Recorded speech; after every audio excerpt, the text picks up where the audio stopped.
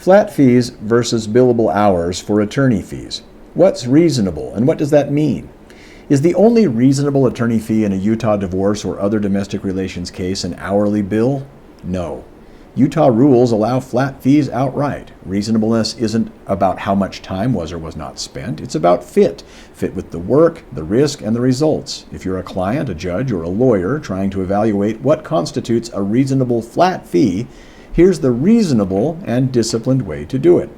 Start with the applicable rules, Utah Rule of Professional Conduct 1.5 and Utah Rule of Civil Procedure 73. They don't require one to track minutes and hours worked. Consider a real example. A weekly flat fee with add-ons for heavy lifts like depositions, mediation, and trial preparation and trial, plus a client protection clause that lets the client decline to pay for the previous week if the client felt it wasn't worth it. That's not a lump sum, all-in mystery flat fee. It's incremental, capped, and transparent. A good flat fee. It ties price to the timeline and intensity of the case, and it gives the client budgeting control that hourly billing rarely, if ever, does.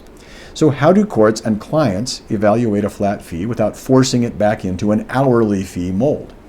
May I suggest these 4 questions? 1. Transparency. Was the fee structure explained in writing and did the client knowingly agree? 2. Proportionality.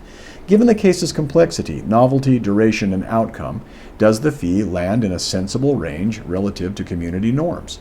3. Safeguards. Are there client protective features, refundability, staged payments, or even, as I talked about earlier, a satisfaction decline to pay clause? 4. Comparative reasonableness. If your roughly reconstructed work under typical hourly practices is the same as the flat fee, would the number be broadly consistent? Does this invite abuse? Well, now any billing model can be abused, and billing by the hour is no exception. Hourly billing rewards inefficiency. Flat fees can be set too high for simple work. That's why we apply the same common sense lens, disclosure, context, outcomes, no matter the model. Here's the big picture. Flat fees with a satisfaction with each week's fee or you don't pay, no questions asked provision improve access to justice. They give clients predictability and reduce bill shock. They can better align incentives. Lawyers don't get paid more for doing something slowly. They get paid for taking responsibility and delivering the desired results. So if you're evaluating a fee award, don't reject a reasonable flat fee just because it doesn't come stapled to time slips. Apply Rule 1.5 and Rule 73 to the actual structure in question.